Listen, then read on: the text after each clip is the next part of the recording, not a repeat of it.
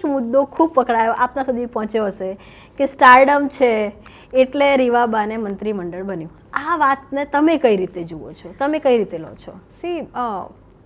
આ જે એક નરેશન છે, બરાબર, હું જ્યારે ધારાસભ્ય બની બેન, હું ત્યારથી તમને થોડું બ્રીફ આપું કે ત્યારે લોકોએ મને એઝ એ સેલિબ્રિટીના વાઇફ તરીકે જ જોઈ, કેમ કે મારો અનુભવ એમને ખ્યાલ નહોતો, મારી કામ કરવાની પદ્ધતિથી એ લોકો વાકેફ નહોતા.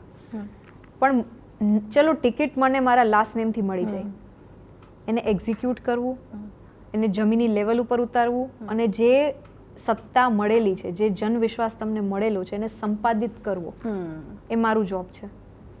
તમને જામનગરમાં જોઈ શકો વિકાસના જે પ્રોજેક્ટ છે, ડેવલપમેન્ટલ કામો છે, તમે એ વાતો પર બહુ ધ્યાન નથી આપતા. સ્વાભાવિક. અને મને કોઈ કહે ને કે બેન તમે તો સેલિબ્રિટી છો, તમે તો તમને તે હું એમ કહું કે એ મારા હસબન્ડ છે, હું તો સમાજ સેવિકા છું, તમે મને ત્યાં સુધી જ મર્યાદિત રાખો. પણ બેન, બે દુનિયા તો હવે તમારી થઈ ગઈ છે ને, કેમ કે રવિન્દ્રસિંહ જાડેજાના લીધે એક ગ્લેમર, એક ક્રિકેટ વાળી દુનિયા છે, છૂટી ગઈ. એ છૂટી ગયું. ક્યારે છૂટી?